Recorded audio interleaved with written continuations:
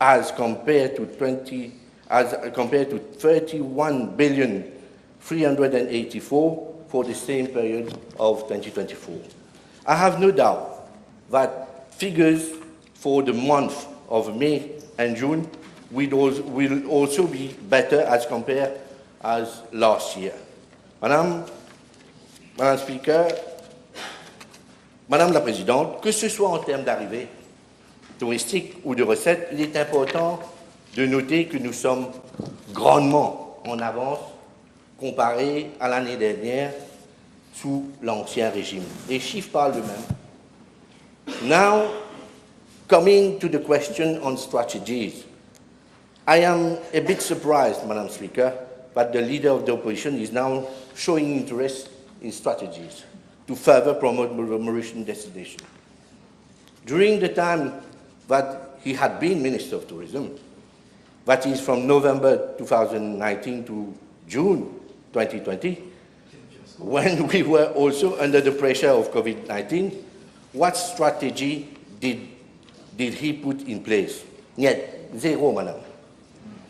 He was succeeded afterwards by the great, the one and only, Honorable Stephen Obigadou, who was number 2 in the government. Again, no major strategy for the tourism sector. In fact, Madam Speaker, Honorable Obigadou was only a part-time Minister of Tourism, and we know that Mr. DP did most of the work for him. And we know that. Donald Payan. Honorable Obigadou was, on his part, very busy with the construction of 8,000 housing units under the NSLD project, which is still not completed, Madam Speaker. We can understand the reason behind. Honorable Obigadou has been talking every time about the blueprint for the tourism sector. Yeah, he's no more honorable. Thanks for reminding me. Thank you, my friend. Which was, Obigadou has been talking about the blueprint for the tourism sector, which was worked out by the World Bank. Same was received in May 2024. Madam Speaker, unfortunately, the blueprint remained in his drawers until we discover it. Maintenant, laissez-moi vous étaler la liste du triste bilan de l'ancien ministre. Il n'avait pas le temps de venir à s'occuper de son ministère, le ministère du Tourisme. Mais il a néanmoins trouvé le temps, au nom de ce ministère, d'accomplir multi-voyages. Tenez-vous bien, Madame la Présidente, la seule chose qui saute aux yeux durant le mandat de l'ancien ministre, c'est qu'il a voyagé 22 fois pour le ministère du Tourisme. 22 fois. 22 fois. Et ces déplacements ont coûté plus de 7 millions d'euros, puis excluant les coûts associés de la délégation. Madam Speaker, due to this lack of vision and action from the predecessor, I have today inherited a tourist sector with the same tourist model which has existed over the 2 decades. The same branding which is here for more than 10 years. Absolutely no innovation in terms of offering of our destination, and no campaign for the last 2 years. Apart from wild parties, of course, madam. Stag parties. In addition, our tourist attractions are in poor state. Madam Speaker, that is not the end of it. The list is so exhaustive that we prefer not to enter in the details par respect envers le leader de l'opposition. C'est ce gouvernement, Madame la Présidente, qui est venu avec des nouvelles stratégies pour redynamiser ce secteur. Comme nous comme on a été mandaté par le budget 2025-2026, nous allons revenir sur le document préparé par la Banque mondiale en consultation avec nos différents partenaires et venir avec un nouveau blueprint. Nous allons aussi venir avec une stratégie de haute saison toute l'année, pour toute l'année, afin de s'assurer d'avoir un nombre soutenu de visiteurs. Nous allons aussi cibler davantage un tourisme de revenus élevés. Comme l'a bien précisé le Premier ministre et ministre des Finances dans le budget 2025-2026. Nous avons déjà eu aussi des discussions avec des compagnies aériennes sur l'extension de notre connectivité aérienne. Le gouvernement va aussi moderniser les infrastructures portuaires, comme annoncé par le Premier ministre et le ministre des Finances, ce qui permettra au paquebot d'accoster pour lui. 4,5 millions ont été budgétés pour développer un tourisme durable, entre autres. And as regard, Madam Speaker, to part B of the question, I indeed attended a roadshow that was organized by the MTPA in South Africa cities, mainly Durban, Johannesburg, and Cape Town, from the 14th to the 16th, 2025. Madam Speaker, I wish to highlight that this was my first and only mission since my appointment as Minister of Tourism, and also it is not the first time that a Minister of Tourism participates in a show. That show, Madam Speaker, aimed at reconnecting with South Africa travel agents to secure their interest and engagement in Mauritius as a tourist destination.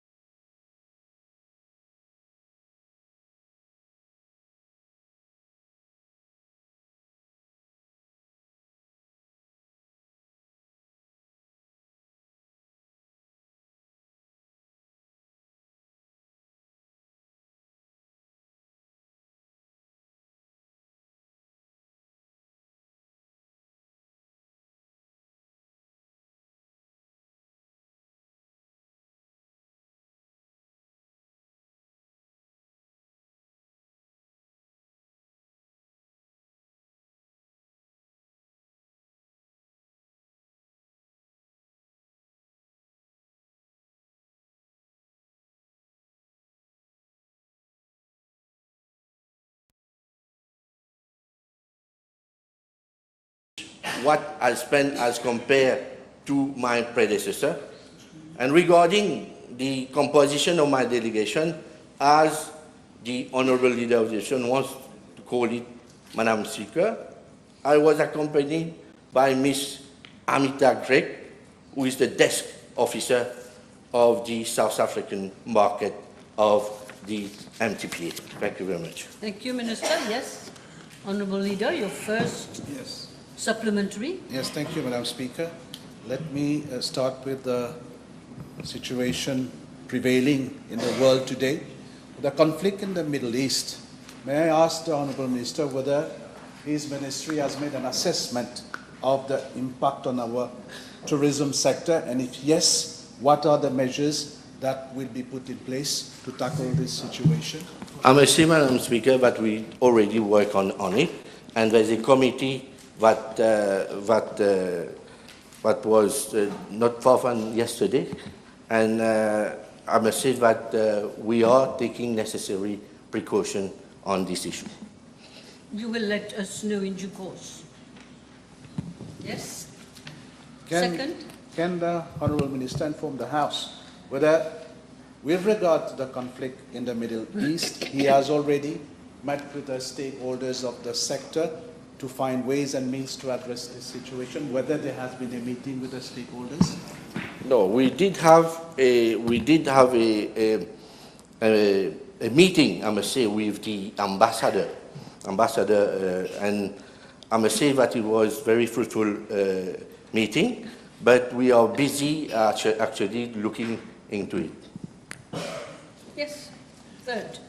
Will he meet the stakeholders? In the same vein, Madam Speaker, can he inform the House why his ministry does not form part of the committee chaired by the junior minister responsible for foreign affairs and regional integration with regard to the situation in the Middle East? I've been told that they already had a meeting together with the various ministries. Why doesn't his ministry form part of that committee? But I said my honourable friend always talks to me on the phone, and we are meeting, I must say that we are meeting tomorrow for an urgent meeting. Good. Doesn't he think that he should be forming part of that You've committee asked or him. his ministry? He's replied. Because this is an important He has situation, already Madam replied. It's a question of opinion. Factually, he has replied. May I ask the Honourable Minister to inform the House whether he has regular meetings with representatives of Air Mauritius, and what is the strategy in terms of flights? Sorry, can you rephrase? Sorry. In terms Flights. of flights. Yes. Yes. I didn't get your question, sorry. Meeting with Air Mauritius. Of course, Yes. we did have a lot of meetings with Air Mauritius, and I must say it was very fruitful, and we are working on something that will be coming out maybe tomorrow afternoon. We will be having an answer from both sides. Yeah. Yes. In his reply, the Minister stated that he's envisaging that the whole year will be a peak year. There will be no lean period, but we know that from the month of June to September, tourist arrival decreases in the country. Can the Honourable Minister inform the House the strategies first and the various markets being targeted to cater for the shortfall in the number of tourists during that period? I must say that we're busy working on it, and I must say that the junior minister, Honourable Sidney Pierre, chaired several meetings on this issue, and definitely you will have some news soon. Yes. May I ask the Honourable Minister whether he will give due consideration to relaunch our campaigns towards Chinese tourists? And if not, why not? Yes, Minister.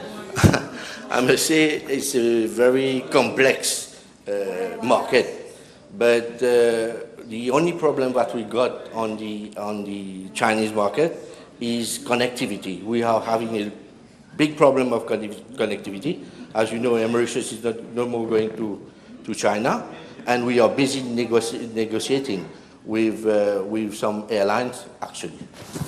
Okay. Madam Speaker, tourists visiting our island are often encouraged to venture at sea to encounter wildlife such as dolphins and whales. You will agree, Honourable Minister, that during these visits at sea, it disturbs the natural habitat of those mammals. May I ask the Honourable Minister whether he has taken stock of the situation and what does he intend to do? Of course, I must say that we cater a lot for it. We have the Deputy Prime Minister who chair several meetings with my ministry and the other ministries, and we are definitely looking into the matter, and we are very much concerned about the matter. That was not quite... He's taking stock of everything. Yeah, I just want to say your last question, which is very interesting, doesn't really come from your I don't see, because your main issue here seems to be strategies and visits to further promote Mauritius as a tourist destination. But it's very interesting. Okay, next question. Next question. Now, speaking of pleasure crafts, can the Honourable Minister inform the House whether he has received representations from the Federation of Pleasure Craft Operators concerning the mandatory VAT registration for small pleasure craft operators, as mentioned in the actual budget, that is 2025-2026, and whether their request for the removal of sale will be given due consideration by government? But I must say too that I had a phone call from the people, from the operators, and I couldn't, unfortunately, meet them. I was meant to have a meeting with them yesterday at 5 o'clock, but unfortunately, because of Parliament. But we are scheduled to have a meeting by tomorrow or Saturday. Yes. Don't go too far away from your main question, which is Madam Speaker, this is a PNQ, Madam Speaker.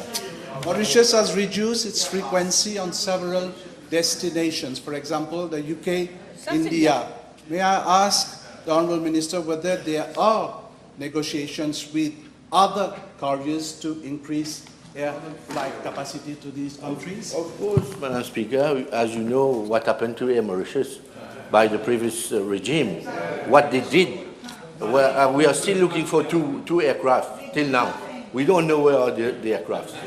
But definitely we're looking at our connectivity. And this is the main issue, because there's a lot of flights that people are looking, especially direct flights. Fini. Madam Speaker, may I ask the Honourable Minister whether he has also received representations of interference from third party in the affairs of his ministry? Can you emphasize more about it, please? was not clear. Was not clear. It is clear for him, Madam Speaker. Well, that was not very parliamentary. He's the new loudspeaker. If you don't have a question, I have a question on this side. Honourable, there's a question on this side. Do you mind? You haven't finished? Come on. Yes. Thank you, Madam Speaker. May I ask the Honourable Minister whether he's agreeable to collaborate with Rodrigues Regional Assembly to align the Rodrigues tourism strategy with the national strategies while improving the national branding and marketing to position Rodrigues as a green national destination to enhance its socio-economic condition, bearing in mind the coming construction of a new runway at Plenkora Airport as announced by the Honourable Prime Minister during his budget speech. Yes, Minister. Now, of course, I will definitely look into it, but we're waiting for Honourable MP to come back to us. we will be glad to, of course, work together. Madam Speaker, there have been many representations from several stakeholders with regard to the promotion of ecotourism in our country. Can the Honourable Minister inform the House where matters are? Ecotourism, huh? Ecotourism. So I must say that we have several meetings with lots of organizations, and I must say that the things are going very well, and we are having a meeting on Monday, and from there I can let the leader of the opposition know what was said in the meeting. Thank you very much. What was said? The outcome, you mean? The outcome. Not everything that was said, yes. Can I ask the Honourable Minister whether he has regular meetings with the representatives of Air Mauritius, and what is the strategy which is being discussed? No, he hasn't replied. With the representative of Air Mauritius. Well, definitely, where the need arises, I have a meeting with them. Yes, definitely. Don't worry. I've already answered about this. C'est bon. Thank you very much, everybody. Okay.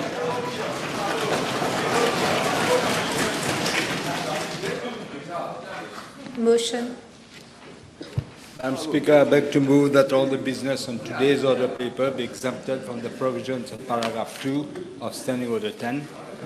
The question is that all the business on today's order paper be exempted from the provisions of paragraph 2 of Standing Order 10.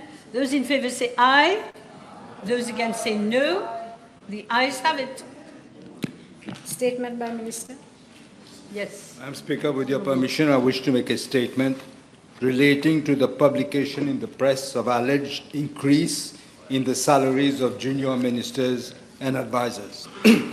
Let me first dispel a misunderstanding on allowances to be paid to junior ministers, although this, I must say, was clearly explained to the House yesterday by the Honourable Attorney General. This subject has been widely misinterpreted by the opposition and other quarters. They are arguing that allowances to junior ministers are being raised, while this is clearly not the case. The National Assembly Allowances Act provides for the allowances to be paid to ministers and other members of the National Assembly, including parliamentary private secretaries. However, no provision has been made in the schedule of the Act for the payment of allowances to junior ministers. With a view to correct this anomaly, mention was made in the annex of the budget 2025-2026 that amendment would be brought to the National Assembly Allowances Act to cater for the payment of allowances to junior ministers. Now, the House is aware 10 junior ministers have been appointed on office since the 22nd of November 2024. Administrative arrangement has been made for the payment of allowances to junior ministers at the same quantum payable to former parliamentary private secretaries. I wish to reassure the House that junior ministers are not being paid a single cent more than what parliamentary private secretaries used to draw in the past. Madam Speaker, in respect to advisors, I have noted the recent campaign which puts doubt in the minds of the population regarding what has been referred to as substantial increase in their salaries. This is clearly part of a campaign of disinformation and innuendos. I would like to point out that under the MSM regime, there were 4 categories of advisors, namely 1, special advisors, 2, senior advisors, 3, advisors on information matters, and 4, advisors on public relations matters. Government has decided to rationalize the category of advisors with the introduction of a category of senior advisors, technical, between brackets, to cater for specialized fields in, for example, medicine, engineering, otherwise. Otherwise, you have, sorry, I'm not going to make a speech, I forgot. Government does not want, I'll stick to the statement. Government doesn't want to leave it to the discretion of whoever comes to power to to decide on his own personal volition, his personal wishes, how much of public money should be spent on people who have been recruited by them.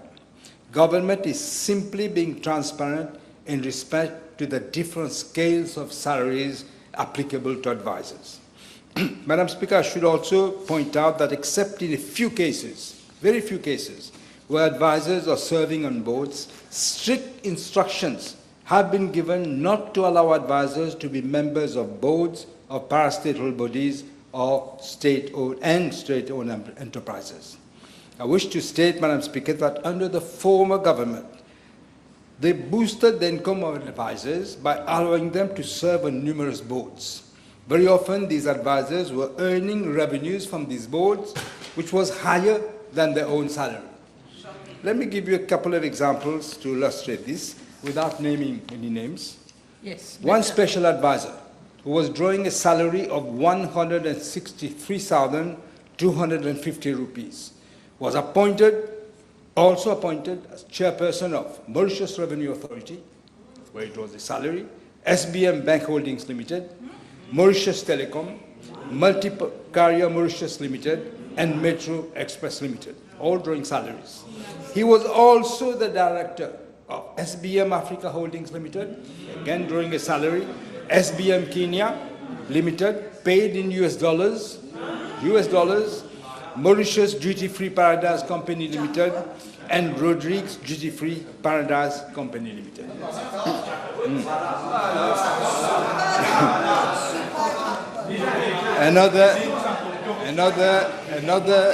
I'm just giving a few examples, couple of examples. Another special advisor, drawing 132,000 rupees per month and 20,000 rupees extra duty allowance as chairperson of Airports of Mauritius Company Limited, Airport Terminal Company Operations Limited, and Mauritius Duty Free Paradise Company Limited. He was also a member of numerous boards and committees, including 9 committees of SBM Holdings Limited, 9, State Insurance Company of Mauritius Limited, SICOM, and 2 of its subcommittees, Air Mauritius Limited, Air Mauritius Holdings Limited, Airmate Limited, and Mauritius Helicopter Limited. A third example, Madam Speaker, another special advisor was drawing a salary of 119,500 rupees. He was also appointed on boards, on the following boards: Gambling Regulatory Authority, Mauritius Duty Free Paradise Company Limited, Rodrigues Duty Free Paradise Limited, Airports of Rodrigues Limited, Airports of Rodrigues Limited, Point Canon Resort Hotel Company Limited, and Metro Express Limited. I could go on and on, Madam Speaker, to refer to others, but it would be far too long. To conclude, Madam Speaker, let me reiterate what I have stated on several occasions in this House. This government will not renege on its pledge to ensure that the principles of good governance and accountability underpin all its action. Thank you, Madam Speaker. Thank you.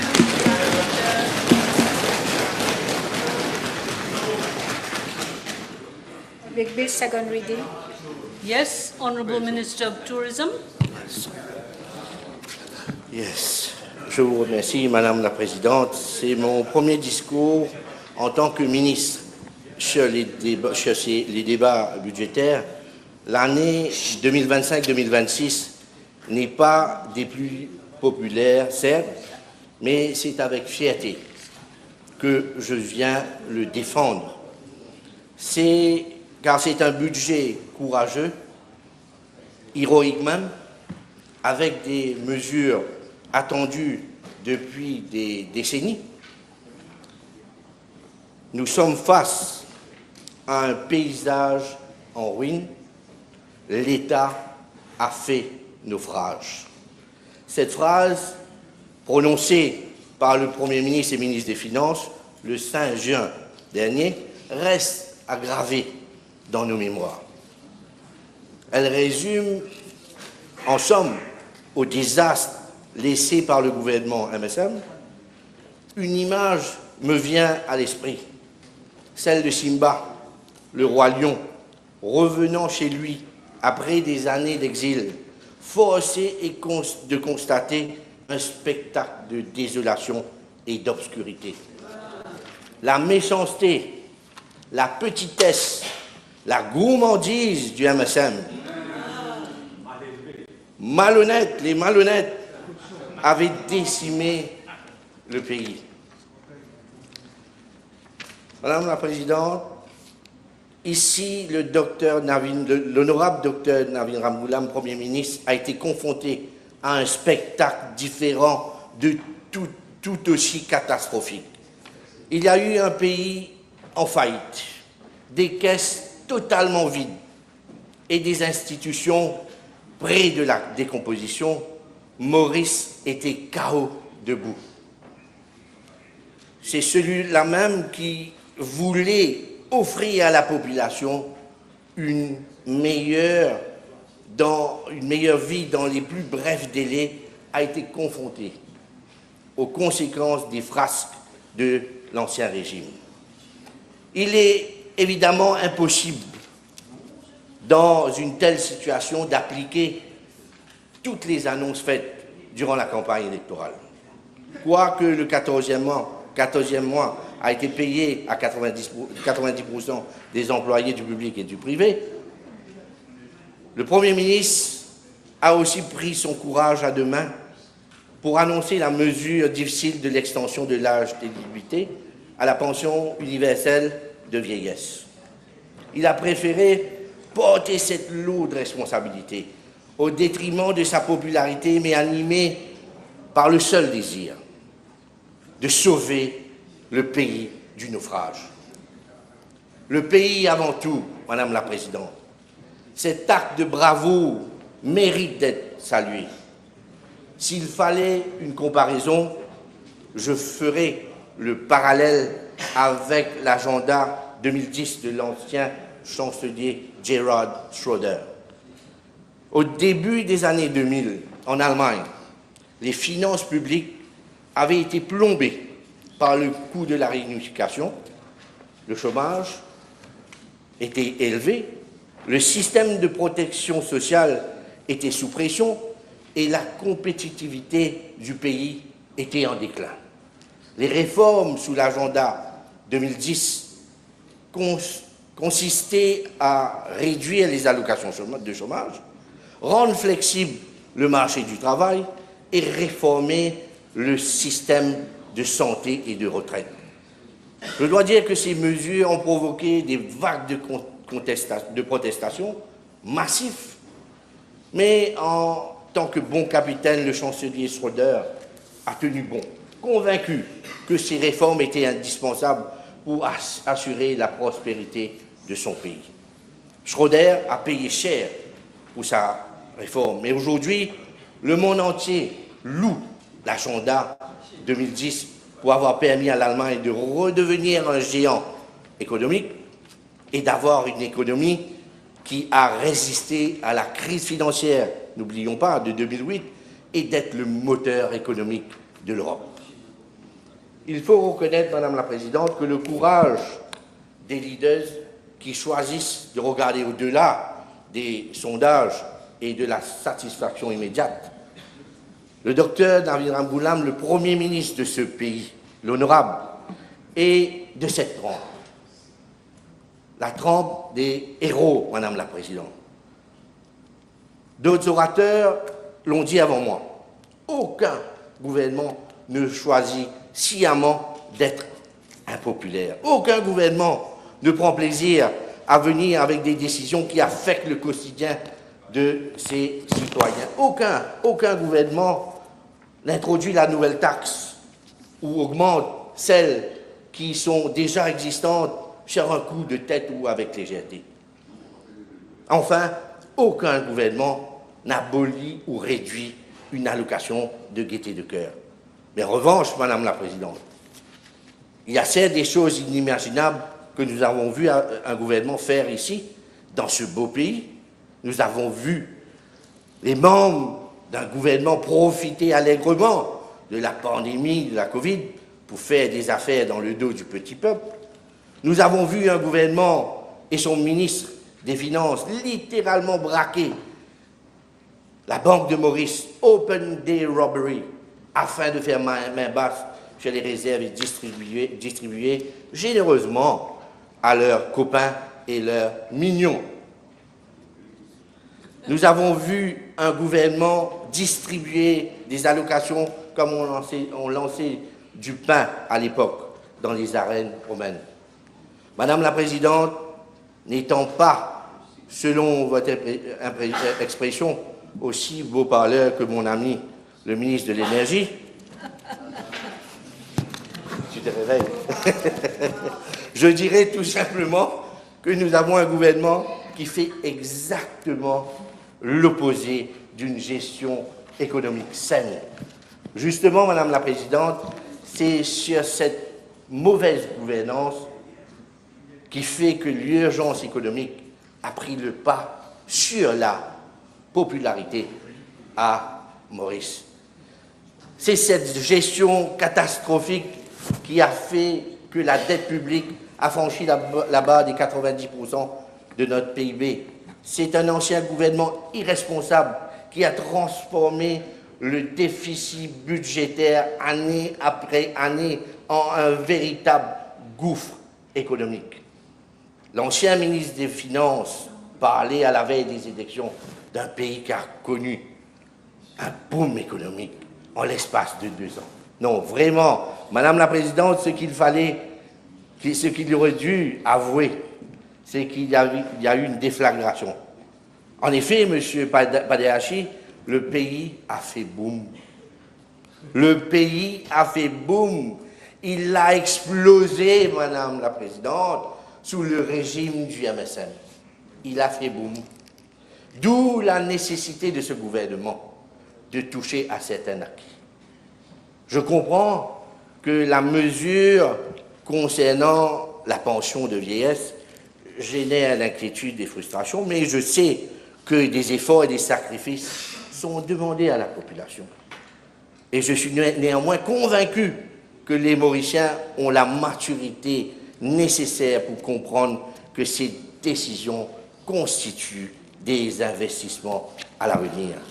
Il y a des moments dans la vie, Madame la Présidente, où le calcul et la cote politique sont superflus, futiles, inutiles parfois. Sans ces quelques mesures austères du budget, il n'y avait plus d'avenir. Laisser la dette s'échapper à tout contrôle équivalent à hypothéquer le futur de nos enfants et de nos petits-enfants. Oui, Madame la Présidente, hypothéquer leur avenir. Quel leader politique responsable peut laisser un tel scénario se produire? En tous les cas, pas ce Premier ministre, pas de ce côté de la Chambre, pas nous, contrairement à Pravin Jagnat et ses cronies. Ils ne se sont jamais, Madame la Présidente, souciés de l'avenir. Ils ne pensaient qu'à leur poche et à leur protéger. Voilà quelques exemples, Madame la Présidente, et le Premier ministre l'a souligné mardi, une manne de 3,5 milliards a été octroyée sur un plateau au groupe Nandan Gopi. C'est autant de coups de poignard dans le dos du petit peuple. Et ce n'est pas tout, Madame la Présidente. Ce n'est pas tout. Ce montant de fourniture de produits pétroliers, Mercantile Maritime Group, concerne un montant de 30 milliards de roupies. 30 milliards de roupies, Madame la Présidente, qui a empoché combien? Bientôt la réponse. Et comparé aux 2 autres gros dossiers, et j'ai même pas envie de revenir là-dessus, tellement ils en ont parlé, les 45 millions de la MRC, Pearl Analytics, 79 millions, Monopiravir, 78 millions. Puisqu'on parle de chiffres, laissez-moi évoquer les dépenses et les gadgets de la MTPA d'avant, je précise, au profit du groupe Maradiva qui a changé de nom récemment. À se demander pourquoi. Madame la Présidente, mes collègues députés de ce côté-ci de la Chambre avaient raffolé les détails sur les white parties, les Coco Girl Parties, les Pinocchio Pool, donc Parties, ainsi que la Royal Ascot Party, le Casino Polo, regardez la quantité que je vous ai énumérée, l'affaire des cartes de crédit. Mais Madame la Présidente, je vous annonce que 2 autres dossiers sont allés rejoindre la pile sur la table des enquêteurs de la Financial Crime Commission. L'un concerne des contrats d'un montant de 144 millions alloués par la MTPA à ses campagnes de relance après la Covid. Le manque de transparence dans l'attribution de ces contrats ont été déjà sévèrement critiqués par l'ancien bureau de l'audit. Le second dossier concerne les contrats d'un montant de 78,9 millions pour la période de 2022 à 2024 pour la construction des stands destinés à des foires internationales en Europe. Et là, c'est une firme française qui avait obtenu ces contrats, mais encore une fois, les procédures n'avaient jamais été suivies.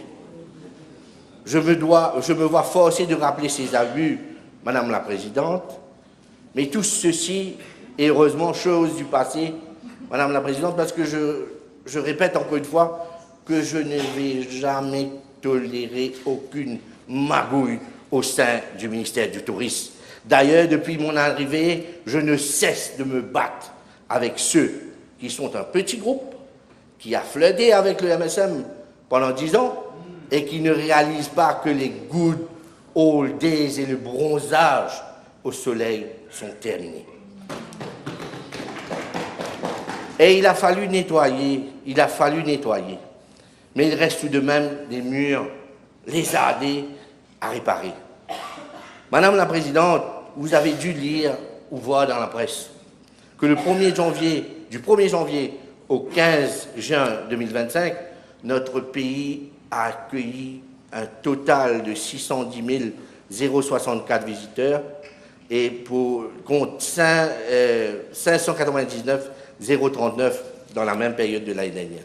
Cela représente 11 025 touristes de plus, et je répète 11 025 touristes de plus. Madame la Présidente, nous avons eu un mois d'avril historique, avec 119 850 visiteurs contre 103 955 pour le mois correspondant de l'année dernière. Nous avons aussi eu un mois de mai record avec 110 671 touristes. Et Madame la Présidente, la première quinzaine de juin a été magnifique, avec 48 212 visiteurs.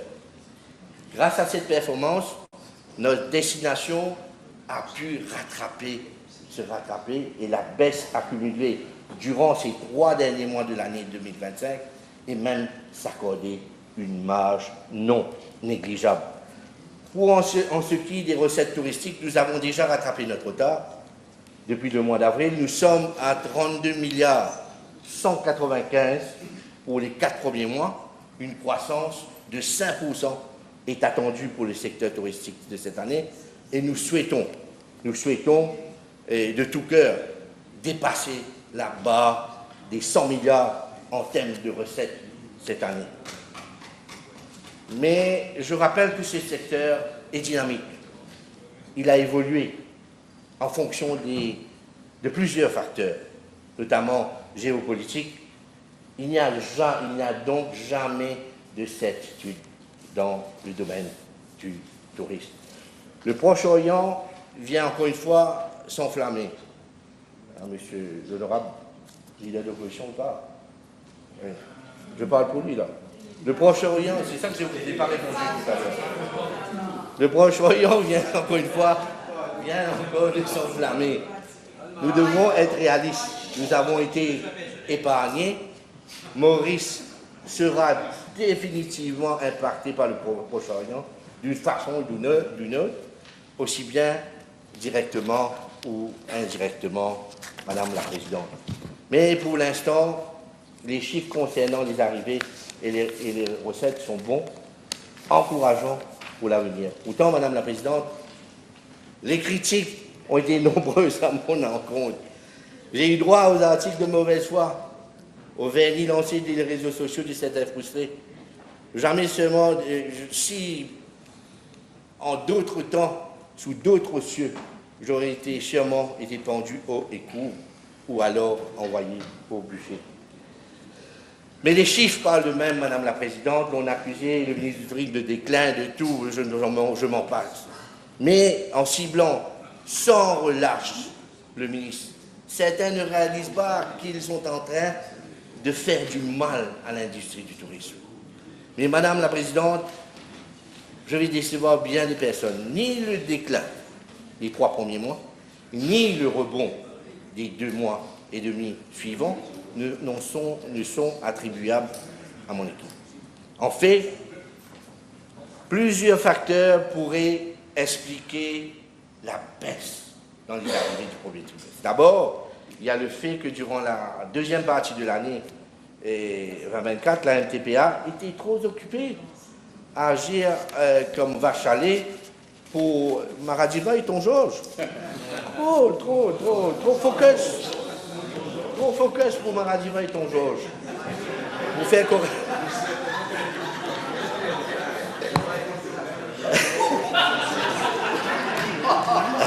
Pour faire.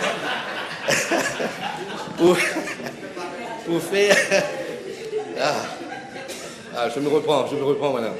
Pour faire correctement la promotion de Maurice. Ensuite, il y a le climat. Le climat, Madame la Présidente. Le pays a reçu 531 mm de pluie en janvier 2023, 573 mm en janvier 2024, contre 293 mm en 2022. Il est fort probable que les inondations, couplées de la mauvaise gestion des inondations par l'ancien régime, l'ancien gouvernement, avec des scènes de voitures emportées dans les eaux, aient poussé un certain nombre de visiteurs à opter pour une période plus calme. C'est d'ailleurs ce qui explique le nombre record d'avril 2025.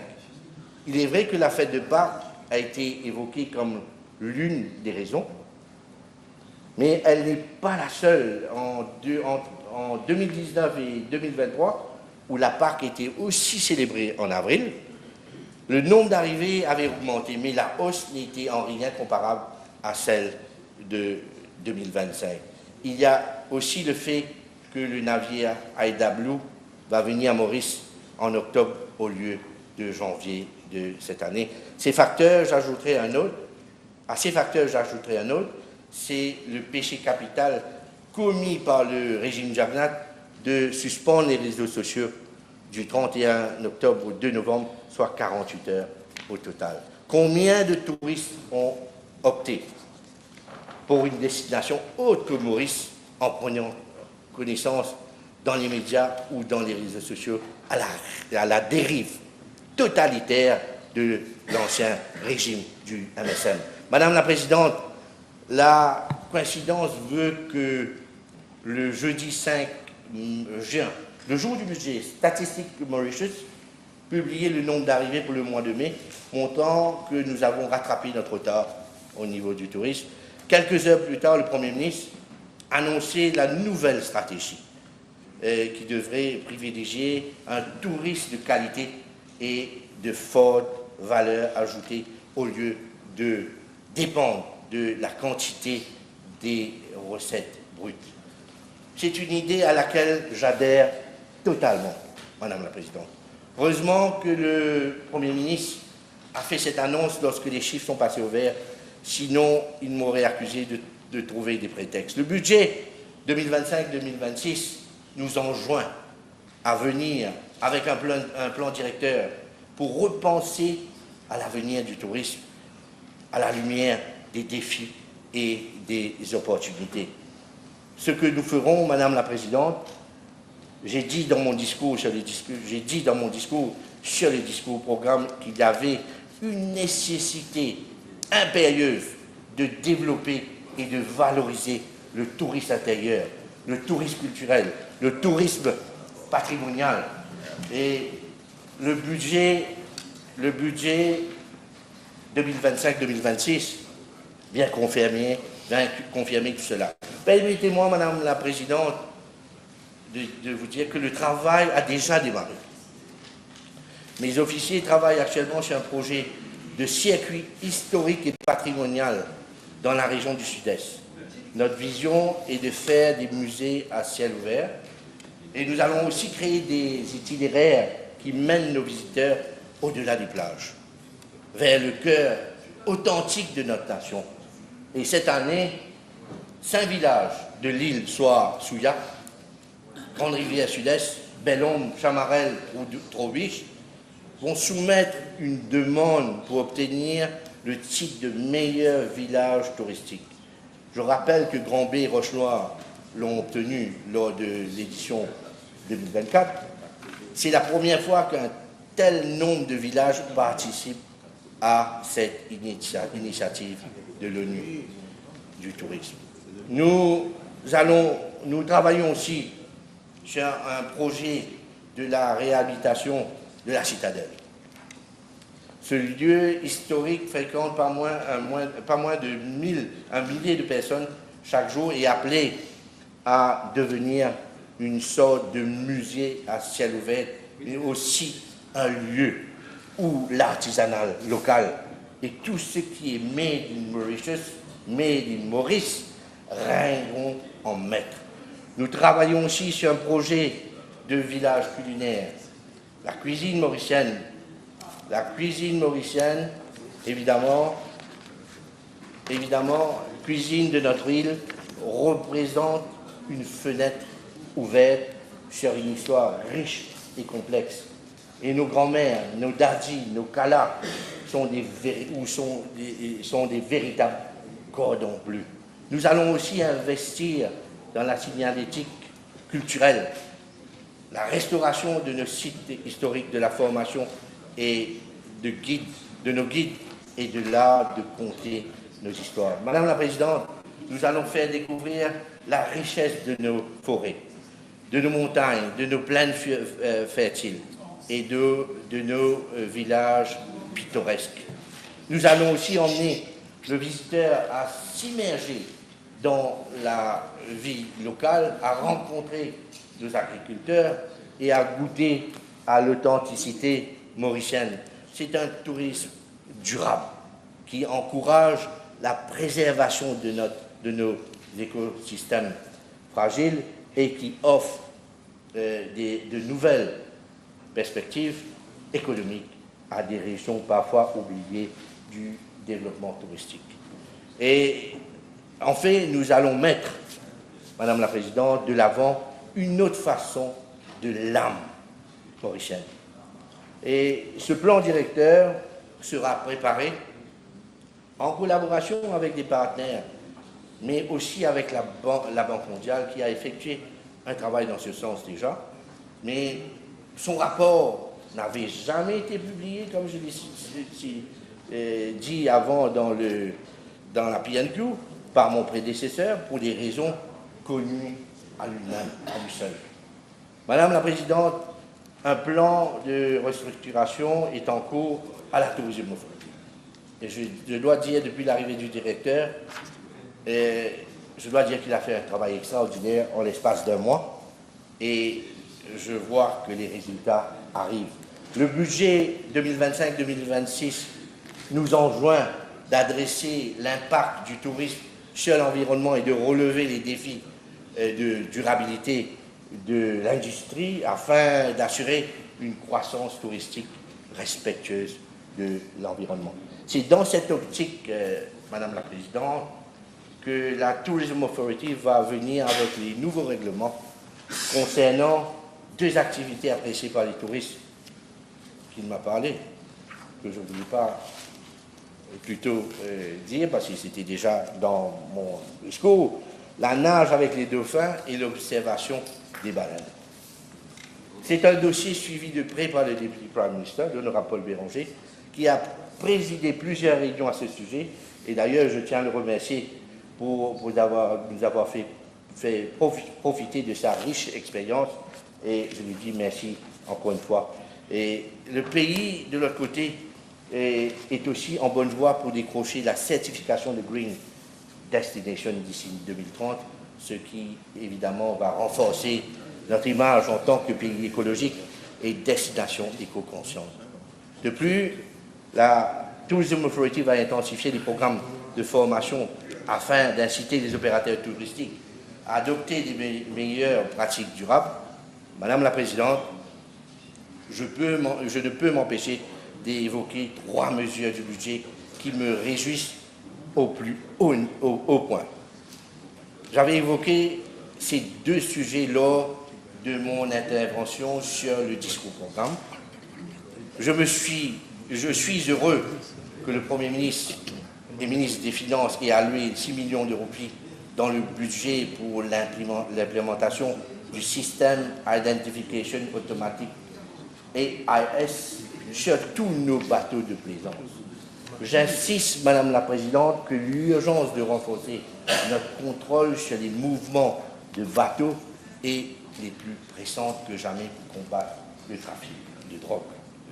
L'autre mesure concerne l'introduction de portiques électroniques e-gates, le système de reconnaissance Iris Recognition System, qui va mettre un terme définitif aux longues attentes à l'aéroport et aux procédures administratives lourdes à l'immigration.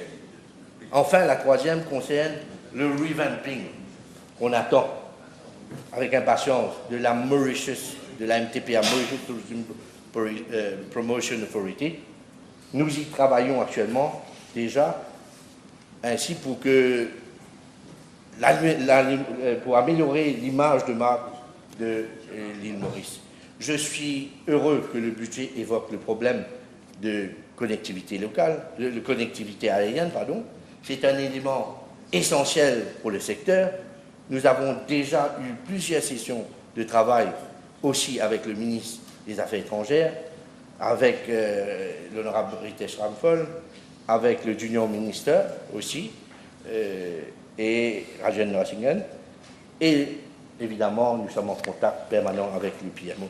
J'ai entendu un honorable membre évoquer la mesure obligeant tout opérateur commercial de bateau de plaisance à s'enregistrer, mais je pense qu'il faudra revoir et repasser réellement, et qu'il manque d'arguments, et d'où le fait qu'il n'a fait que passer dessus.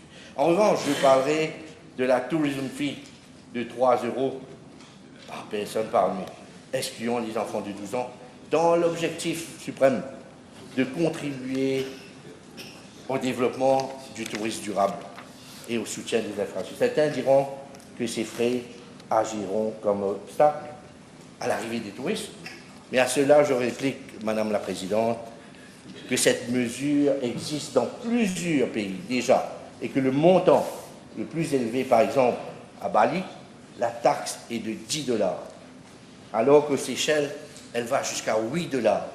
Même les Maldives ont une taxe pour les touristes. Comme l'a si bien souligné le ministre délégué Cité-Pierre, Maurice est l'un des derniers pays à introduire cette taxe. C'est une taxe qui va garantir que les bénéfices de ce secteur contribuent au développement à long terme et aux objectifs de durabilité du pays, c'est-à-dire la préservation de l'environnement et le maintien des infrastructures essentielles. Madame la Présidente, je soulignerai aussi que cette mesure va nous forcer à formaliser le secteur informel. C'est un dossier urgent, d'autant plus que le plan directeur doit permettre à la création d'opportunités pour le plus grand nombre possible de nos citoyens. Madame la Présidente, le budget 2025-2026 nous enjoint aussi de nous pencher sur le problème et le manque aigu de main-d'œuvre dans le secteur. Comme l'avait si bien dit Sir Gaëtan Duval à l'époque, il nous faut tout miser sur la formation, car le tourisme, disait, requiert des compétences qui visent l'authenticité et la versatilité. Nous n'avons pas d'autre choix, Madame la Présidente, que d'attirer plus de jeunes vers le secteur. Et pour cela, il faut d'abord des cours de qualité, ainsi que l'introduction des mesures initiatives au niveau des salaires. Il nous faut encourager les institutions existantes, comme l'école hôtelière Saint-Gaëtan-du-Val, à participer à leur formation. Donc, il est primordial, Madame la Présidente, de récupérer ces jeunes qui ne sont pas très portés sur l'académique et leur offrir des opportunités de formation dans le secteur de l'hôtellerie et de l'hospitalité. Madame la Présidente, c'est le sourire et l'accueil légendaire du Mauricien qui sont à la base du succès de notre tourisme. Nous voulons que ce secteur soit synonyme d'espoir pour les familles mauriciennes, comme ce fut le cas dans le passé.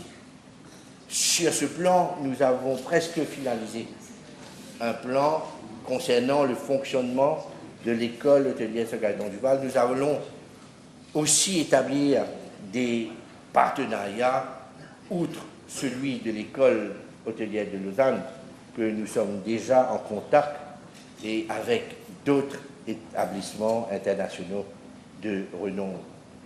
Madame la Présidente, mon ministère a déjà eu des consultations sur ce sujet avec le secteur privé, et vu le contexte dans lequel nous nous trouvons, nous allons devoir gérer la dotation des 900 millions de roupies judicieusement. Nous sommes convaincus qu'à cette même période de l'année prochaine, nous parlerons de progrès accomplis avec des mesures visant à redresser notre économie. Et pour conclure, Madame la Présidente, je souhaite évoquer un mot qui ont exprimé un mot à ceux qui ont exprimé leur mécontentement sur les radios et les réseaux sociaux. Ce mot est liberté, Madame la Présidente. Ils doivent se rappeler qu'ils ont de nouveau la liberté de s'exprimer eux-mêmes et leurs proches. Et leurs proches ne vont jamais être inquiétés encore par la Special Striking Team, la SST.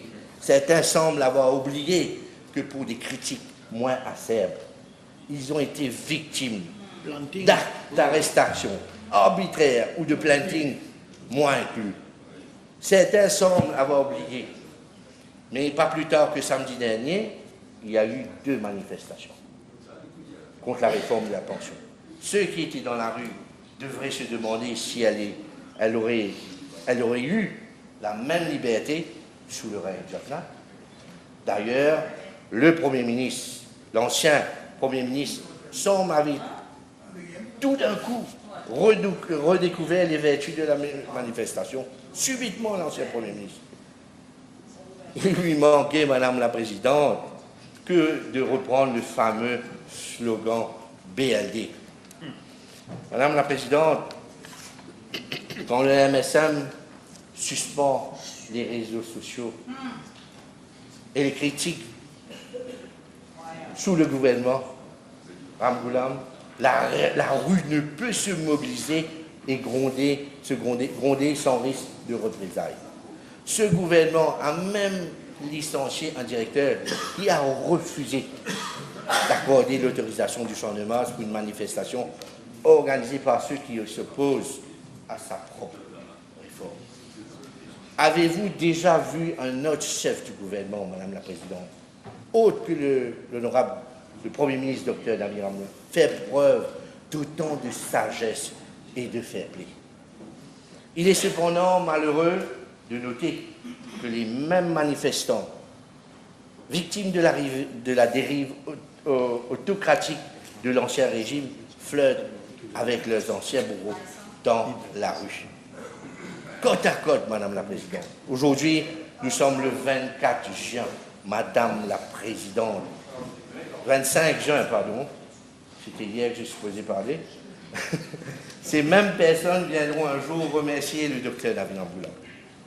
La population a aussi tendance à oublier un peu vite qu'il y a eu le drame de Wakasho, les abus durant la Covid-19, les décès des patients dialysés, la mort suspecte de Kristen et de Kanakia, et je m'en passe, Madame la Présidente.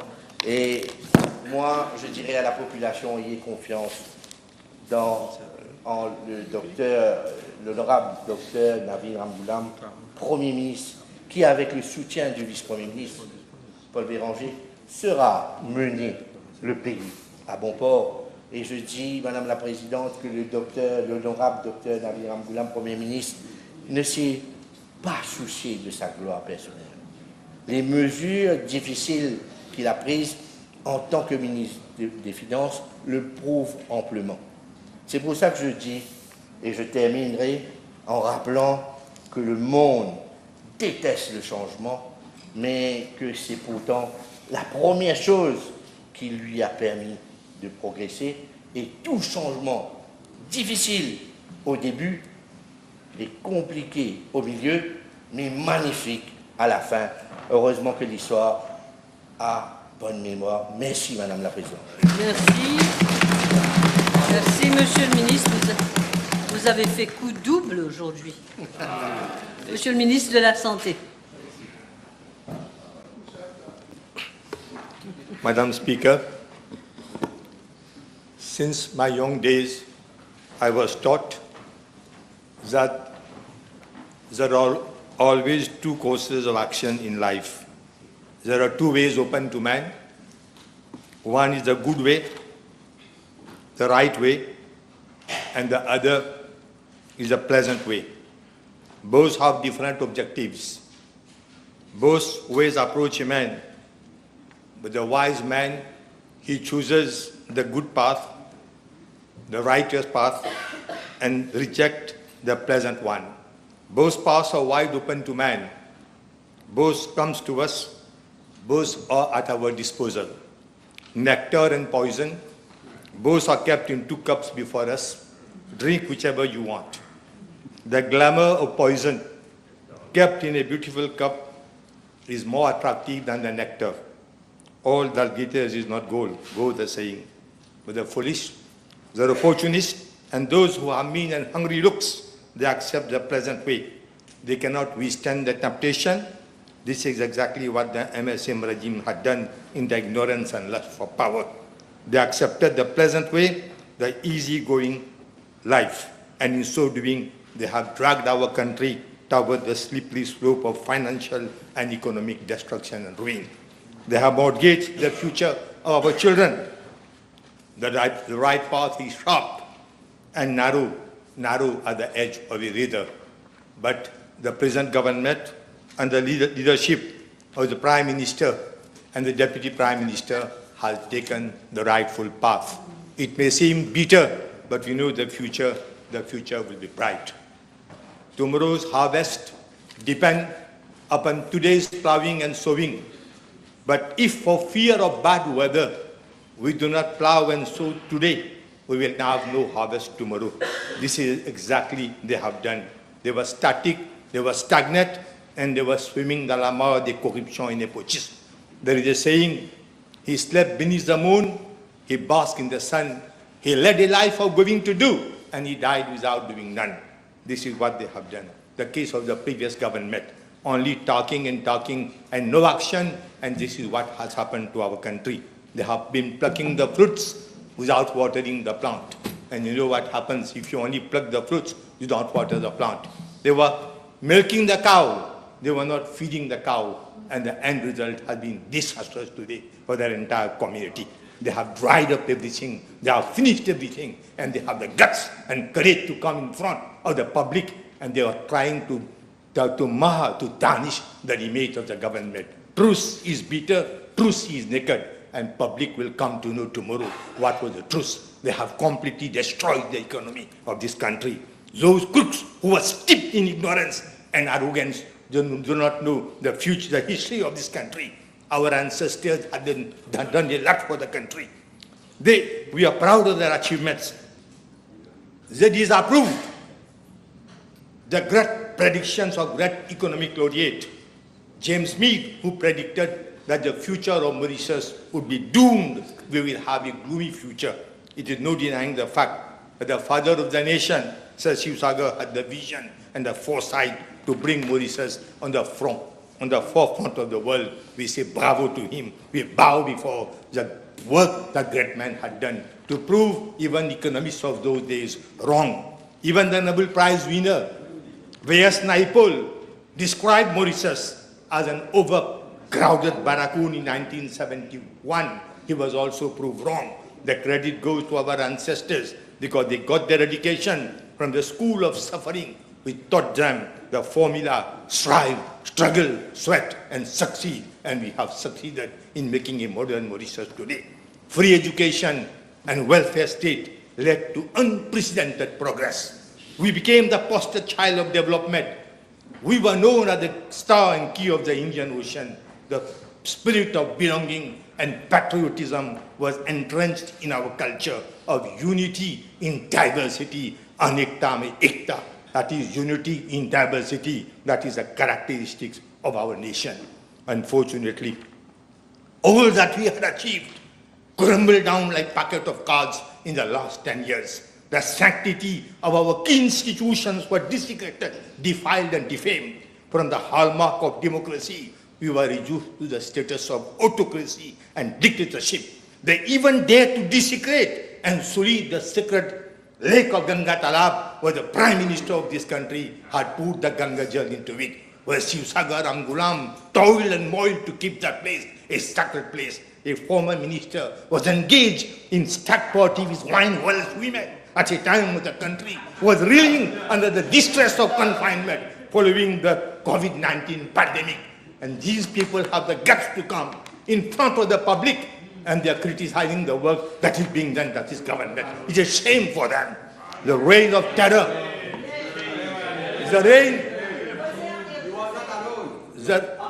the reign of terror and political vendetta crippled the health of this nation. It created economic and social havoc. Anyone who dared to raise his head were persecuted and even detained in jail. Hundreds of innocent citizens were under provisional arrest. I was under provisional arrest. Our Prime Minister was under provisional arrest. That was the darkest period in Mauritian history.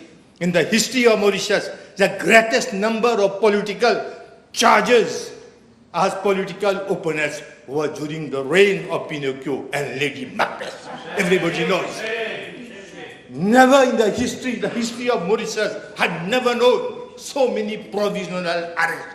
Every day, starting from the morning till late at night, they were catching people, putting them behind the bars just because you had the guts, the courage to raise a voice against those people. They had stooped so low that even Holy Virgin Mary was not spared. A former commissioner of police made improper remarks and attacked a particular community. Immorality, corruption, and nepotism, large-scale frauds reached its peak. I'm not saying so. The then Prime Minister, Praveen Jagannath, he made a honest admission. He made a honest admission when he said, I'm quoting him, mafia has infiltrated all key institutions of this country. He said so. And of course, if this is not an avowment of failure, of state capture and kitchen politics, what do you call it? The destiny of our lovely, great little country, as Mrs. Gandhi used to say, the great little country was under the whims and caprices of a Lady Macbeth who was controlling all levels of power. Power corrupts, and absolute power corrupts, absolutely. Power blinded them to such an extent that they didn't hesitate to drag a former Prime Minister from his house by his collar and brought him before Central CID to Kazan Central on frivolous charges. And all these charges were dismissed by the court. I remember, I have to speak it out. When the Prime Minister of India visited Mauritius in 2015, there was a delegation comprising of the President of the party, Dr. Arvind Bolel, Sakil, myself, we met him. And I don't hesitate to say, I asked him a question, that when you became the Prime Minister, what was the first action you did? He smiled. I replied that you went to the former Prime Minister, you bowed down, you touched his feet. But that had not been the case in our country. Our Prime Minister took handcuff and moved out of the house of our former Prime Minister. That makes the whole difference. He did not say anything, he stayed put. I still remember, but he realized what I was telling. Mauritius was so, this makes a whole difference. Here we are treated as enemies. They treat their adversaries as adversaries, not as enemies. Mauritius was brandished as narco state under drug mafia who reigned in all impunity. Government de Nulame was a phrase coined in the time of MSM. Can you forget how Franklin, the notorious drug peddler, was benefiting from occult protectors from higher quarters? Can you forget that? Have you forgotten that tractor pole full of drugs worth millions of rupees passed under the note of the Prime Minister and the Commissioner of Police during an official function as a harbour? Even have you forgotten all these? The MSM government precipitated, rushed to blame COVID-19 pandemic to justify the economic growth of the country. And taking this as a pretext, they printed 180 billion of rupees. This is the worst thing that somebody could have done. That is, the country were reeling under the grip of problem, of disease. At that particular moment, they took their opportunity just to start printing money. In 2019, they took 19 billion rupees from the Reserve Bank of Mauritius to finance electoral promises of raising the basic retirement pension. COVID-19 came as a manna from heaven for the cronies of MSM. Loot, mar, as much as you can loot. You can try to take as much as you can. A series of emergency procurement contracts were forked out to coping of ministers. Even the Bank of Mauritius, the State Trading Corporation, became piggy bank for those holding power or those close to corridors of power. The abuse of power and misuse of public funds became the mantra of the day. Madam Speaker, dozens of murders and kidnapping. Can we forget also? Corruption was there, fraud was there. What about murders within inverted comma? Dozens of murders and kidnapping took place during that time. The former government, they had blood in their hands. Shakespeare to Lady Macbeth, who have said, all the perfumes of Arabia will not sweeten my little hands. That was the situation in the country. Our memory is not short, but it is not so short that we can forget the cold-blooded murder of Kisna and of Karakia. Strange and terrific news, like procurement officer threw herself from 10th floor building. One committed suicide by hanging under the lavabo, another by hanging with door of cupboard against the knob of the cupboard. Calamity went on and on and on. Everybody remained silent. Nobody could open their mouths. Under the pretext of bailing out enterprises and tourism industry, billions were siphoned off by the MIC. Marajiva benefited more than $1 million of rupees of taxpayers' money. And today they come billions. And today they come and they will tell you our government is not doing the right thing. Notorious political agents benefited billions of rupees for setting up even private clinics. They did not even respect our disease, our old, those people who are dying, those people who are not well.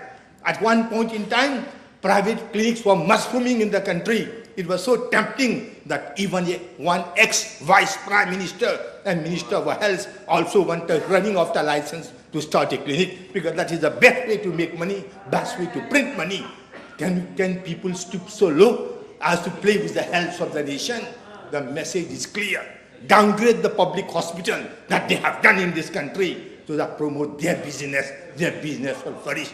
At one given point in time, all the private clinics were full and the public hospitals were empty. This is what they have done to loot our people. Over 10 billion rupees were loaned to big conglomerates. Even land granted for cultural centers were grabbed forcibly to give them back to blue-eyed boys. The case of Royal Green that benefited over 3 billion rupees in another flagrant example of loot mar. That was not enough. That was not enough. They cast their evil eye on the state land at Anslare, where devotees meet for spiritual festivals. Even that they eyed that land, and had it not been for the support of the movement led by our friends of the North, even that you would have lost. It's a shame. It's a shame. Naked day robbery. And these people dare to come and speak about philosophy to us. They will go on the streets and they will try to open slogan against our government. BIE was dismantled, everybody knows. Taxpayers had to pay for it, 25 billions. I remember that time the minister, Rosi Badin, openly declared not a single rupee of taxpayers will be utilized, but 25 billion rupees. They grabbed in their search for vengeance. What about Bitamax? And they had to pay 6 billion. Patel and Engineering over 2 billion rupees. It appears we have forgotten the Safe City and Heritage City, over even billions of rupees was siphoned off. In the system of trial and error, this is how they have looted our country. They bled our country white, as if our country caught jaundice. Mauritius came on its knees. It was suffocating and taking its last breath. That reminds me of the great Indian writer, Haire Manushya Ki Madurat, oh, the desire of man, how baseless can be your standing. Madam Speaker, what to speak of the common man? They had no respect even for the poor, the helpless, the sick and the diseased elders. Have we forgotten the fate of our elders? Dialysis patients, they were treated worse than animals. They were confined, cabin, kept in segregated place, left to die without even the basic necessities of life. Among them we had those who had no eyesight, those who were really sick. 5 patients were visually impaired. Total number of deaths from Suyak Dialysis Center was 12. It's known, it's such an insult for our people, our elders, and we know how we treat our elders in our houses. This is heartbreaking, unacceptable. They had undergone unimaginable suffering in isolation and neglect. They were parents and loved ones whose dignity and right to human care should have been protected. Madam Speaker, really speaking, they were left to die. And luckily, our government, under the leadership of the Prime Minister, we have opened up investigations on that, and those who are guilty should be paid at any cost. The ex-Prime Minister qualified the report on the state of the economy as a torsion. Maybe in his days, he used to coerce public officers to produce such type of torsion. Sufficient to tell him that the actual report had been prepared by public officers who are now free to breathe. They can breathe, they can discuss, they can talk, they can move, they can do whatever they want within the limits of the law. Why did they overstate the budgeted income by 26 billion? I was listening, and understate the expenditure by 15.5. Why did they do that? They must know the reason. We do not need to be an economist to detect that this government was cooking the books and cooking the population at the same time. To make matters worse, they overstated the GDP by 73.8 billion rupees. They were living in fool's paradise and wanted population to believe that all is well. During electoral campaign, MSM was speaking of economic boon. It is they who prepared the country to be downgraded. It is they who put the country in the trajectory of narco state. It is they who isolated our country internationally. I remember when Navin Ramgoolam was the Prime Minister, what was the status of our country? You go to Africa, everybody speak about Mauritius. You go to any part of the world, but these buffoons, they had isolated the country. They dilapidated all reserves and fund of our parasitical bodies. There was a time in this country, for almost 20 years, I know, each and every parasitical body used to have, I don't say billions, but millions of rupees in the State Trading Corporation. I was the minister for 5 years there. Take any department, CB or anyone, but now they have all reserves have been looted from the parasitical bodies. They took 180 billion rupees from the Bank of Mauritius. They made MIC a cavern of Alibaba for MSM mafia to pilferage at the expense of hard-working taxpayers. Who sold the 2 aircrafts at throwaway price? Everybody knows. But nobody speaks about it. Who printed notes that led to disastrous consequences? Who depreciated our rupee? Who destroyed our purchasing power? They are responsible for the skyrocketing inflation. They increased the public debt from 238 to over 600 billion rupees. This amount is accounted one. There's more than that. In my ministry, we are owing 2.2 billion rupees. If they were so good, they were so capable, they would have left so many debts everywhere. I will come on my ministry. I have not got it now. Why did they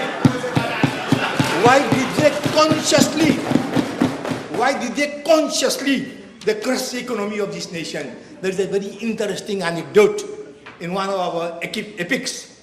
In one of our epics, there is a very interesting anecdote. When Lord Krishna asks the foolish Duryodhan, the evil-minded man, don't you think what you are doing is wrong? Why are you doing that? My Lord, I know what is wrong and what is right, but I simply don't want to do right. So this was the situation there. As Shakespeare would have said, steeped in blood, should I made no more, returning what our teachers has to go over. I'm already in blood, what is the fun of returning back? Let me go ahead. This is what they did.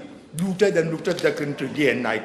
History will recall, Madam Speaker, history will recall the Herculean task of the Prime Minister and the Deputy Prime Minister, who without hesitation presented a budget to save our children, to save our generation. They had the courage of conviction. They have superb values and they have self-respect. They did not cheat anybody. They did not deceive anybody. They speak nothing but the truth. They may look firm. At times, when they were talking about the budget, they look firm, but they are friendly. They appear tough, but they are tender toward the population. They are courageous, but they are compassionate. They believe in innovation. They don't believe in stagnation. This budget is not about goodies. This budget is not about buying people for vicious and malicious motives. This budget is a life-saving medicine for all Mauritians, for our children and our future. We are passing through turbulent times, and turbulent times give us incredible opportunities to come up. I always used to quote one of my teachers, that in all adversities there is in its depths, in all adversities there is in its depths a treasure of spiritual blessing secretly hidden. I believe in that. This government is giving you a stable currency, is controlling inflation, is creating confidence in the country, in public administration, confidence in the Mauritian rupee and Mauritian economy. You know, many people, they hide in themselves when the going get rough. They live in the comfort zone, but the wise are those, they eat their fear before the fear can eat them. And I say, thank you, Prime Minister, you have done it for us. Let us inform the House, and through the House to the nation at large, how the former government, the late government, treated Ministry of Health and Public Health System, Ministry of Health. The public health system was on the verge of bankruptcy. There was a total collapse everywhere. There was lawlessness everywhere. When we took over, there was hardly, Madam Speaker, any penny was left to be spent on essential services such as procurement of medicines, maintenance and repair, among others. The House is aware of the state of the economy, but let me inform you about the state of the health system in this country.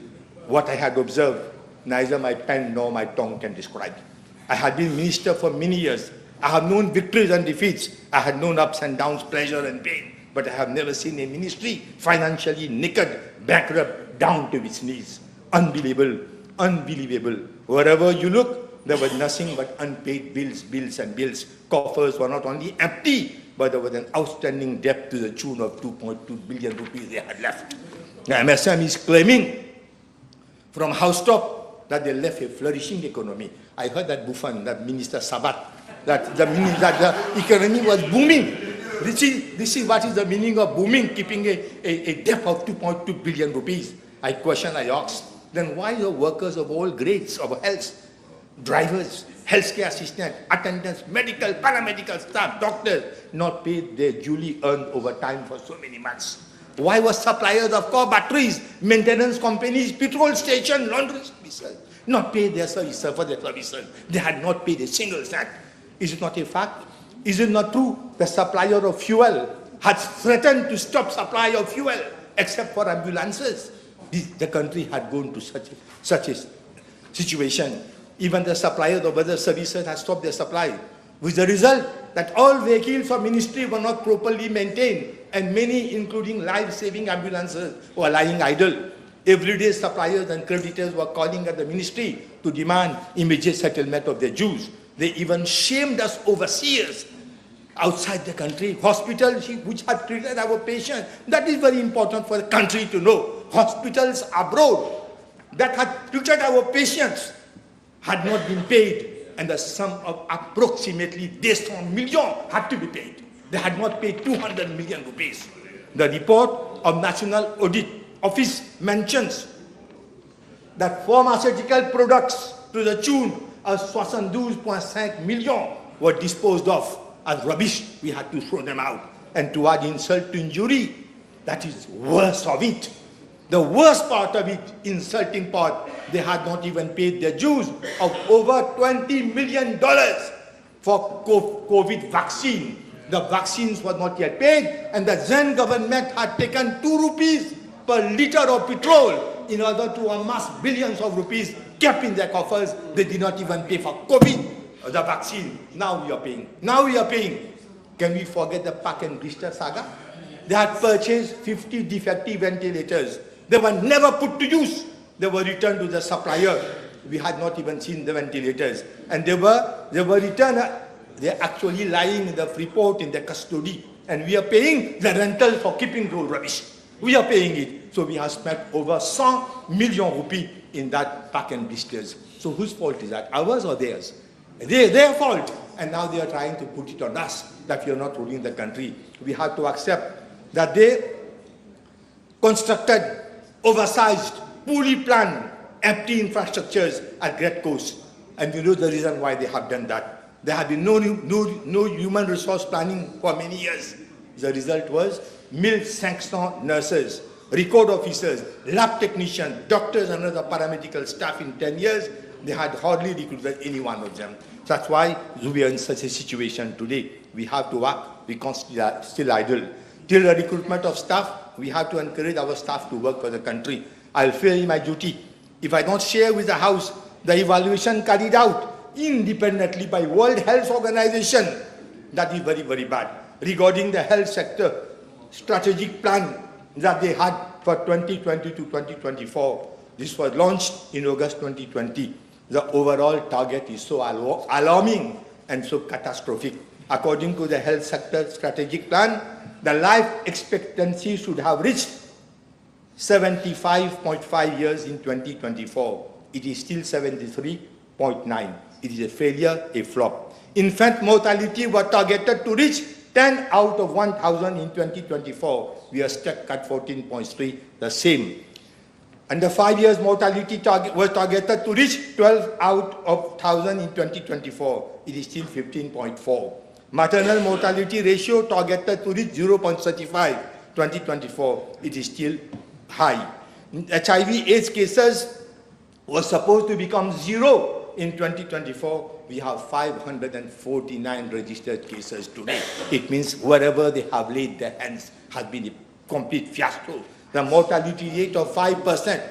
As far as non-communicable diseases are concerned, they wanted to bring it back to 5%. It is 13.5% increase in mortality rate. It was a big failure, catastrophic, shocking their plan. This is a real slap on the shameless cheek of those who were in power at that time. We eradicated malaria. We dealt with outbreak of chikungunya as well as dengue, and we succeeded because we had a well-equipped staff.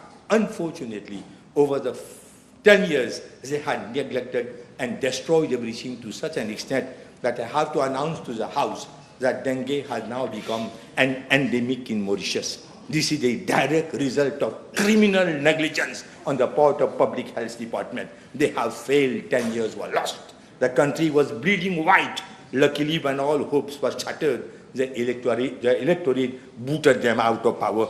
If they had not done that, the predictions of Meade and V.S. Naipaul would have become true. When the country was at its lowest ebb, the Prime Minister and the Deputy Prime Minister came unitedly to save the nation. The country needed a savior. The country needed a selfless and dedicated being. Both put their differences apart and rushed to rescue the nation that was reeling under the grip of dictators and mafias. I take this opportunity to congratulate the Prime Minister for the budget that he has presented. He has chosen the good path rather than the pleasant path. It is in such a situation that the capacity of leadership quality of a person is judged. A party without a leader is just like a field without water supply. A party without a leader is just like electric wire without power supply. It is just like a class without teacher. That's why the opposition today is leaderless. We have on our side 2 leaders. Allow me, Madam Speaker, to go to the landmark measures announced for my budget now. There is a provision in my budget for the creation of the post of an ombudsman, and that will be of great news for those my friends who keep on shouting at me. Now I know the work is done. All the complaints will be dealt by the ombudsman. Any alleged case of negligence will be dealt by him. The ombudsman will be the voice of the public. He will protect the rights of the patients. By him?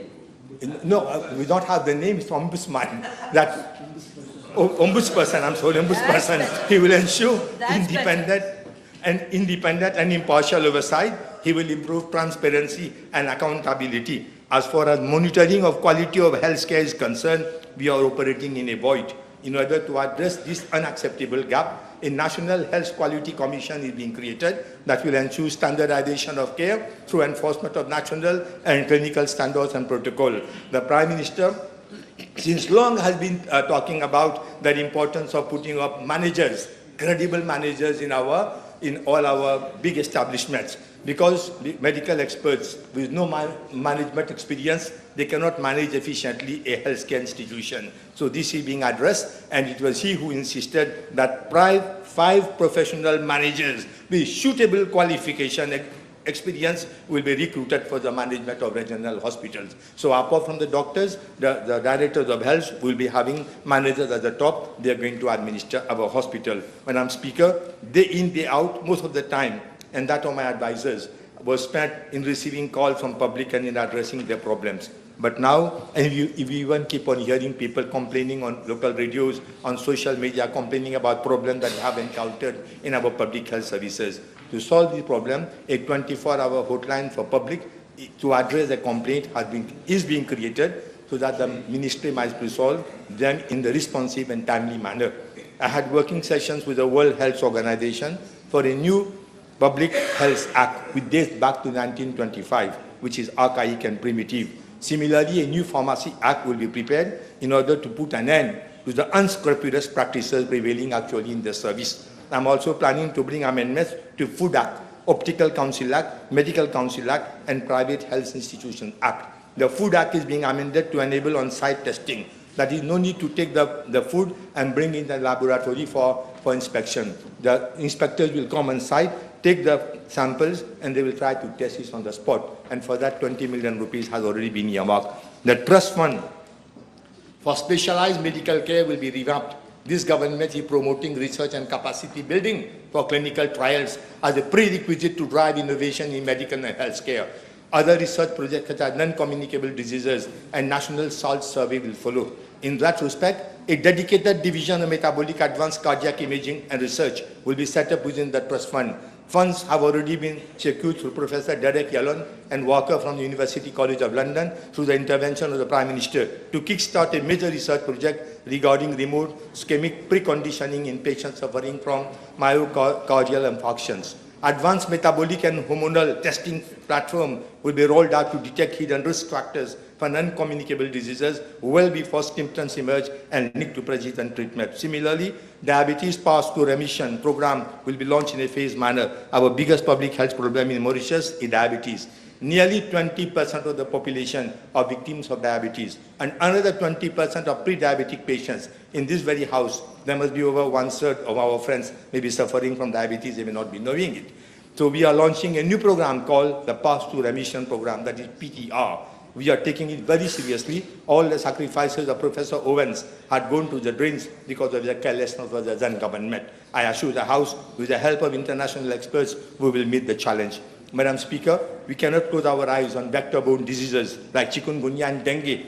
The former government was so indecent that they had completely given up the vector biology infrastructure. I'm pleased to announce that with the collaboration of senior advisors of my ministry, we are setting up a full-fledged department of vector biology at Sir Sivsagar Ramgoolam National Hospital. Activities will start soon. A sum of 24 million rupees has been allocated for that project. I'm pleased to announce that e-health project will shortly be a reality, and that is starting from the east. Proper health records and long queues will become a thing of the past. We believe in investing in people, not only in buildings. That too, building constructed without the proper planning and worse without the collaboration of Ministry of National Infrastructure and ESD. Provisions are made in our budget for 1,000 nurses over the next 2 years, 50 trained midwives, 50 medical health officers, 30 specialists. Budget for training capacity also have been increased. Madam Speaker, you will be probably shocked to learn that over the past 10 years, electrical system and water reticulation system of Sasivsagar National Hospital has been neglected to such an extent by the outgoing government that patients are not provided adequate hot water for their showers. I would like to remind the House that works in that direction had already started in 2014, but for reasons known to them, the project was boycotted. Most of the wards do not have safety fire certificate because of neglected electrical system. Sasivsagar Ramgulam Hospital and Victoria Hospital were criminally neglected. A capital budget of 1.8 billion has been allocated to my ministry to support the modernization of the health infrastructure.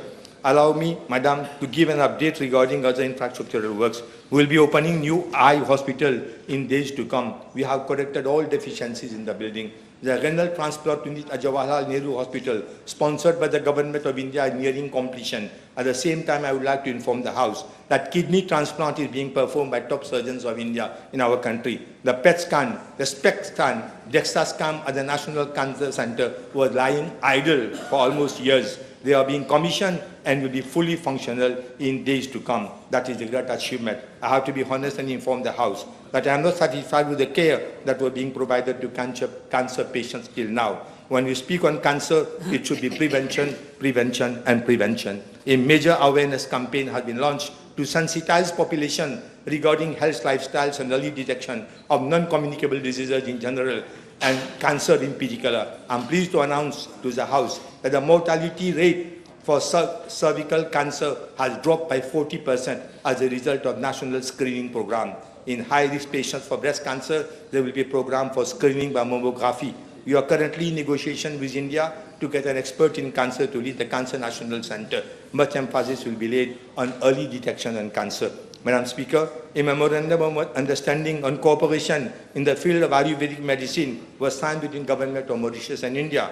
Such a center would make Mauritius a hub in the region in the field of Ayurvedic medicine. We are finalizing arrangement for that center to be a reality in the near future. Across the world, accident and emergency departments are manned by trained specialists in accident and emergency. Actually, we have 30 doctors trained in accident and emergency medicine, but they are not being utilized properly. The system is being restructured. Accident and emergency department will be led by qualified emergency physician. This will lead to faster triage and higher efficiency in patient flow. This will also lead to advanced standardized care for trauma, strokes, and cardiac arrest. This will also lead to improved survival rates through timely specialized intervention as demonstrated internationally. In Mauritius, we do not have support in terms of interventional bronchoscopy for a number of patients who have certain types of pulmonary diseases. Because of the conditions, they cannot be sent abroad. In that respect, I had discussion with Professor Fayan, President of the Société de Pneumologie de l'Océan Indien, et la Fédération de l'Académie de Médecine de France for support for setting up interventional bronchoscopy services in Mauritius. They have agreed to provide us with necessary equipment and training for these services to be set up. A memorandum of understanding is being finalized. Madam Speaker, every hospital will have patient facilitation desk to streamline patient appointment, was allocation follow-up to assist with inquiries. A new family communication system will help doctors and nurses to provide regular updates to relatives, including daily medical progress, proactive outreach during prolonged admission or critical care, support for those unable to visit due to work or distance. This service will strengthen trust between hospitals and communities. Budget also provides for establishment of 5 regional diabetic centers to provide under one roof specialist consultation and education, multidisciplinary care, diabetes specialist nurse support, nutrition, education, food care, renal screening, psychological support, and support for practice of regular exercise. An international advisory committee on diabetes and cardiovascular disease is being set up to bring global best practices into Mauritian medical health care, to provide clinical trials and precision in medicine efforts, to support our expanding diabetes centers through membership and training. Budget includes a new ophthalmology, cardiac surgery, that we are starting in fact soon. The neurosurgery department will be open in the months to come. We are also negotiating with some surgeons from India. Hospital services will include cataract surgery, cardiac bypass, valve replacement, that will greatly reduce national and regional waiting times. Actually, we are conducting 5 cardiac surgery daily, but that number will be doubled in the, let's say, months to come. Madam Speaker, presently there is only 1 stroke unit for the whole population at Victoria Hospital. Stroke units reduce mortality of patients by suffering from cerebrovascular accident by up to 20%. This budget provides for the establishment of 1 stroke unit in each regional hospital. We have been provided finance for that work. We have been repeatedly talking about an aging population. Till now, there is a total absence of geriatric healthcare services in our regional hospital. Again, on the instructions of the Prime Minister, we have decided to set up in all hospitals 1 geriatric ward so that our old ones will be taken care of properly. With regard to substance abuse and harm reduction and HIV/AIDS, my ministry will work in close collaboration with National Agency for Drug Control. Patients living with HIV deserve the same freedom of choice as any other citizen managing a chronic illness, and retroviral treatment will be made available both in public and private sectors. The transition to 1 pill regime will represent a significant step forward in improving care being provided to HIV/AIDS. With regard to parallel imports of medicine, my ministry will form part of the high-level steering committee which is being set up to accelerate the parallel import framework. We will implement the recommendations of the committee. Madam Speaker, we have to take immediate steps to ensure spending of available fund is optimized. We will ensure that every rupee of taxpayers are judiciously spent. In that respect, we have discontinued the use of Curgio ECG, AI ECG, a procedure unvalidated in Mauritian population and not in line with evidence-based medicine. This was introduced by the previous government. We have already saved the ministry millions of rupees. Pool procurement through G2G arrangement with India and through SIDS pool procurement program is being looked into to achieve faster and more cost-effective procurement of medical products. Minister? Madam Speaker? Are you concluding, sir? I'm concluding. Okay. What you have heard, Madam Speaker, what you have heard is not a lofty wish. It is a comprehensive action plan for a healthier and more resilient Mauritius. We are transforming hospitals with professional leadership and special care, revolutionizing food safety and legislative frameworks, embedding safety through discharge summaries and clinical audits, protecting our future by targeting childhood obesity, improving patient experience through hotlines, facilitation desks, and family update. These reforms reflect a holistic vision, better health outcome, economic productivity, and resilience against future shock. Health is not a luxury. It is our formulation of national prosperity. This is our moment of national decision to act with courage, unity, foresight. We choose responsibility over populism, sustainability over short-termism, and the health of our people at the heartbeat of the nation. Let us endorse this budget with resilience, compassion, and pride for today and Mauritius tomorrow. In end, I conclude by thanking the Prime Minister and the Deputy Prime Minister who have been the brain, who have been the spring, the fountain of these decisions that have been taken for the welfare of the community. Thank you. Thank you. I suspend the sitting for half an hour.